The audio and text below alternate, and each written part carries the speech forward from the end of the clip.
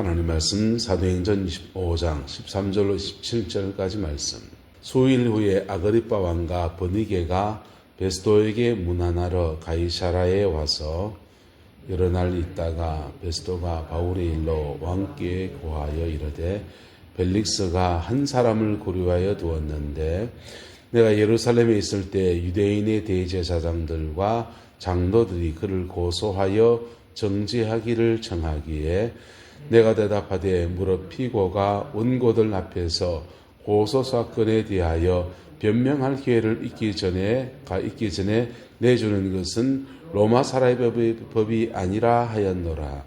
그러므로 그들이 나와 함께 여기 오매 내가 지체하지 아니하고 이튿날 재판 자리에 앉아 명하여 그 사람을 데려왔으나 원고들이 서서 내가 짐작하는 것 같은 악행의 혐의는 하나도 제시하지 아니하고 오직 자기들의 종교와 또는 예수라 하는 이가 죽은 것을 살아있다고 바울이 주장하는 그 일에 관한 문제로 고발하는 것일 뿐이라.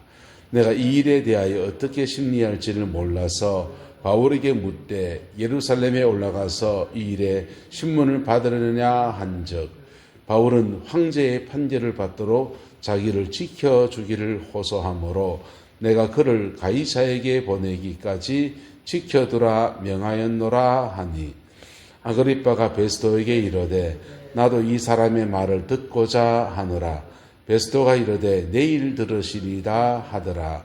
이튿날 아그리빠와 버니게가 크게 위엄을 갖추고 와서 천부장들과 시중의 높은 사람들과 함께 접견 장소에 들어오고 베스도의 명으로 바울을 데려오니 베스도가 말하되 아그리빠 왕과 여기 같이 있는 여러분들이여 당신들이 보는 이 사람은 유대의 모든 무리가 크게 외치되 살려두지 못할 사람이라 하여 예루살렘에 와 여기서도 내게 청원하였으나 내가 살피건대 죽일 죄를 범한 일이 없더이다. 그러나 그가 황제에게 상소한 고로 보내기로 결정하였나이다. 그에 대하여 황제께 확실한 사실을 알릴 것이 없으므로 신문한 후 상소할 자료가 있을까 하여 당신들 앞 특히 아그리빠 왕 당신 앞에 그를 내세웠나이다. 그 제목도 밝히지 아니하고 제수를 보내는 것이 무리한 일인 줄 아나이다 하였더라. 아멘. 조리돌림이라고 합니까? 이렇게 사람들 앞에 한 대 들먹고 또 두들먹고 돌아다니면서 조리돌림이라 하고, 공무원들 사회에서는 폭탄 돌리기라고 해서 그냥 어려운 사건, 또 책임져야 되는 중대한 문제가 있을 수 있는 사건을 이제 니미락 하는 것이죠. 여기 경북이지 않습니까? 고기 하나 넣으면 울산 경남 땅으로, 울산 땅으로 넘어갑니다. 울산 강력시로. 그러면 경주 땅과 울산 땅 경계선 그 어점에 무슨 큰 사건이 나면 경주시장하고 경주경찰서하고 울산경찰서 사이에 누구 관할이냐 가지고 이제 찌그덕 하기 시작합니다. 범행 장소가 경주 쪽에 시작했으니 경주 관할이다. 아니야. 마지막 최종 지점은 울산 지역에서 끝났어. 울산 관할이다. 니미락 하고 막 그러는 겁니다. 그 일들 속에 속상한 사람들은 국민이 되겠지요. 그 일에 또 당사자가 된 사람들은 굉장히 속상할 수 있습니다. 오늘 베스도 총독이 아그리빠 왕에게 사도 바울을 이렇게 접견을 시킵니다. 이것을 조리돌림이다 또는 폭탄 돌리기다 라고 생각하면 너무너무 괴로운 일이에요. 근데 하나님의 섭리 안에서 베스도가 말하기를 뭐라 말합니까? 이렇게 말합니다. 그 제목도 밝히지 않고 제수를 마하기로 보내는 것이 무리한 일인 줄 아나이다. 그 앞에는요, 황제께 앞에 보면요, 내가 살피건대 죽일 죄를 뭐하고 범한 일이 없더이다. 그러나 그가 황제에게 상소한 고로 보내기로 결정했습니다. 이거 행정적으로 보내기로 결정했다는 겁니다. 그런데 그에 대해서 황제께 확실한 사실을 아랠 만한 상소문을 보내려고 하는데 적을 게 없어서 그거 신문에서 상소할 자료가 있을까 해서 당신들 앞, 특히 아그리파 왕 당신 앞에 그를 세웠나이다 라고 지금 말하고 있는 겁니다. 26절의 말은 베스토가 황제께 상소하기를 결정했다는 겁니다. 그리고 절차상의 과정으로 황제에게 확실한 사실을 아랠 것들을 적시하기 위해서 아그리파 왕 앞에 지금 세웠다는 겁니다. 그래서 이거는 조리 돌림도 아니고 폭탄 돌리기도 아니고 베스토는 정상적인 뭘 밟고 있습니까? 절차를 밟고 있습니다. 할렐루야. 하나님의 때가 된 것이지요. 하나님께서 사도 바울을 로마로 보내려고 하는 그런 아름다운 계획, 귀한 선교에 하나님 나라 일을 위한 귀한 계획의 뜻에 따라서 그 가는데 마지막 여정의 고비 안에서 절차상의 문제를 지금 지나가는 겁니다. 근데 오랫동안 기다려온 사람 입장에서는 이것이 자칫 뭘로 느껴질 수 있습니까? 조리 돌림이나 또는 그 폭탄 돌리기로 느껴질 수도 있습니다. 하나님의 승리를 바라보는 사람들은 세상의 어떤 변화나 이런 것들 속에서 의연할 수 있습니다. 할렐루야. 저와 여러분들에게 그런 의연함 있게 되기를 예수님의 이름으로 축복합니다. 그리고 이 기회를 보세요. 너무너무 좋은 기회지 않습니까? 아그리파 왕과 버니게와가 베스토에게 문안하러 왔다 했어요. 이미 통치하고 있던 아그리파 왕, 그 수행되는 사람 중에 버니게가 있는가 보죠. 버니게가 지금 베스토에게 문안하러 왔는데, 가이사라에 왔는데, 이 가이사라에 왜 문안하러 왔습니까? 새로 부임했으니까 이 두 사람이 지금 문안하러 온 것입니다. 문안하러 왔는데 그 여러 날을 함께 교제하면서 이런저런 만찬을 먹고 이야기도 하고 서로 좀 친해지고 행정권을 나누어서 로마의 행정권을 나누어서 서로 분봉하게 되고 직접 총독이 되어서 통치하고 있으니까 이러저러한 일로 지금 의견 나누고 함께 어떻게 하면 좋을지 이 지방의 민족의 특성이 어떤지 이런저런 얘기를 하고 있습니다. 베스토가 고민을 말했습니다. 바울의 일로 왕에게 고하여 이르되 벨릭스가 한 사람을 고려하여 두었는데 내가 예루살렘에 있을 때 유대인의 대제사장과 장로들이 그를 고소하여 정죄해서 무릇 피고가 원고들 앞에 고소사건 어쩌고저쩌고 해서 가이사랴에서 내려와서 고소를 해라 했고 가이사랴에서 함께 고소해 봤더니 이러저러하게 보면 죽일 죄를 찾지 못해서 이러저러저 해서 보내기로 했는데 보내려고 보니까 무슨 고소할 거리가 없다는 겁니다. 그래서 그 사람들을 어떻게 해야 될지 참 고민스럽다 하는데 그래서 사람들을 청해서 함께 듣는데 그 다음날 보세요. 아그리파 왕 버니게가 크게 위엄을 갖추고 뭘 갖추고요? 크게 위엄을 갖추고 왕관 쓰고 치장 붙이고 이것저것 다 한 것입니다.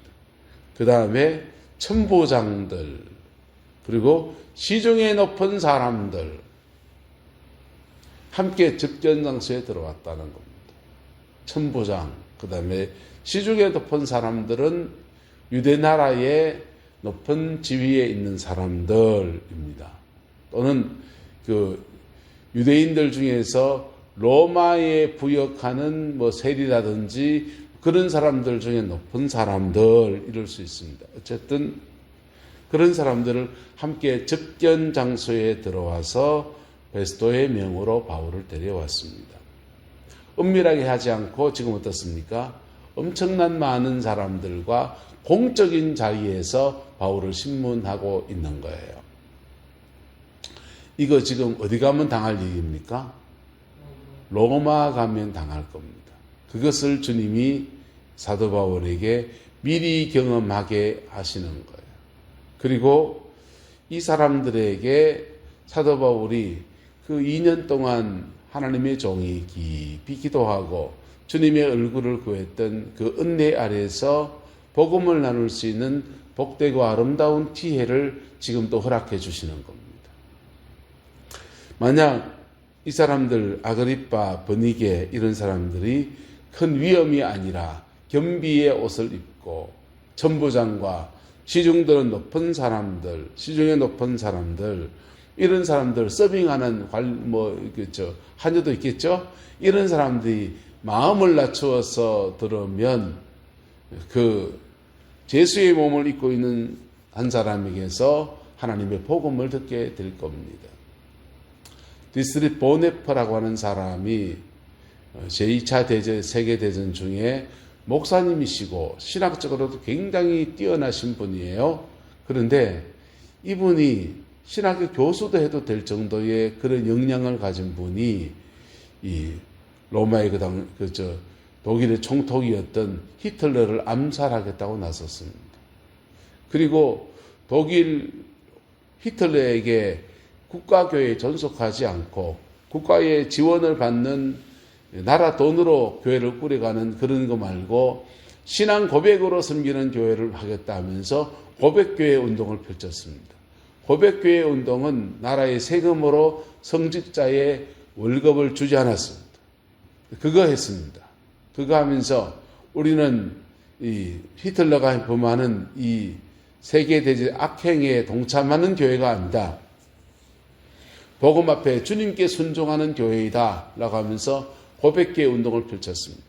그리고 종교적인 영역에서 신앙의 순수성을 지키려고 하는 것뿐 아니라 이분이 드디어 안 되겠다. 이건 세계대전을 일으키고 수많은 사람을 학살하고 아우슈비츠 유대인들을 그렇게 가두어서 그렇게 하고 그래서 히틀러를 저 사람은 악의 축이다. 저 사람 없애야 된다. 총을 들었습니다. 히틀러를 암살하는 암살운동을 펼치다가 그만 발각이 되어서 감옥에 갇혔습니다. 감옥에 갇힌 동안에 그 보네퍼의 옥중 서신들이 있습니다. 옥중 서신들이 너무 역장이에요. 옥중에서 적어내려간 한 줄 한 줄 적어내려간 믿음의 공동체에 대한 고백들 이런 것들이요. 이 마치 사도 바울의 옥중 서신만큼이나 소중한 그런 책들입니다. 그런데 그분이 감옥 안에서 기도 생활하고 하나님의 얼굴을 구하고 그런 여정을 지나가는데 그 지키는 간수들이 그래요. 내가 갇힌 건지 저 사람이 갇힌 건지 내가 갇힌 건지 저 사람이 갇힌 건지 모르겠다는 겁니다. 아무리 봐도 갇힌 건 육체적으로 갇힌 것은 보네퍼인데 영혼의 무덤에 감옥에 갇힌 사람은 마치 자기인 것처럼 그렇게 느껴지는 거지. 내가 갇힌 건지 저 사람이 갇힌 건지. 그분이 이제 사형 판결 받고 죽었습니다. 순교자가 되었습니다. 여러분, 복음 안에 사는 사람들이 2년 동안이나 기도가 쌓이고 쌓이면 어떤 일이 일어나겠습니까? 아마 바울을 데려와서 신문하는 중에 이런저런 얘기 나누고 함께 고백하고 그러는 중에 이 사람들은요, 복음 앞에 심지어 말을 하지 않아도 그 전체 안에 임하시는 성령의 임재 앞에 그들이 가지고 있는 조그만 양심들이 탁탁 건드려지면서 꼬그라질 수도 있는 그런 놀라운 은총의 시간입니다. 조금만 뭘 기울이면, 조금만 마음 기울이면, 조금만 마음문 열면, 할렐루야. 네, 아마도 여기에서 높은 지위에 있는 사람들이 별로 마음을 안 열었을 것 같아요. 안 열었을 것 같아요. 어쩌면 이 말씀을 함께 나누고 신문을 받는 과정에 하녀들 중에 몇 사람이 복음을 받았을 수 있어요. 주님의 사랑을 경험했을 수도 있어요. 어쨌든 사도 바울은 지금 이 과정을 절차를 밟고 있는 것입니다. 어디로 가기 위해서? 로마로 가기 위해서 차근차근 그 여정을 걸어갑니다. 하나님 앞에 믿음의 여정을 보낸 사람들에게 주시는 하나님의 선물이에요. 그 축복과 은혜를 저와 여러분들로 이곳에서 누리기를 예수 이름으로 축복합니다. 광야를 지나갈 만큼 지나왔잖아요. 이 내남 땅에서는 가나안의 축복이 열리기를 소망합니다. 사도 바울이 로마에서 행했던 그 아름다운 사역들이 우리에게도 여기에서 풀어지게 되기를 저는 개인적으로 소망합니다. 그 축복과 은혜가 함께하는 이 하루가 되기를 예수 이름으로 축복합니다. 기도하겠습니다.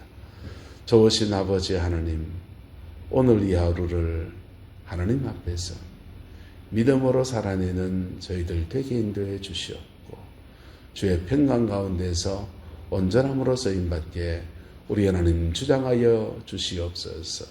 여호와께서 온전한 은혜와 사랑으로 함께해 주시길 원합니다. 예수님의 이름으로 축복하며 기도드리옵나이다. 아멘.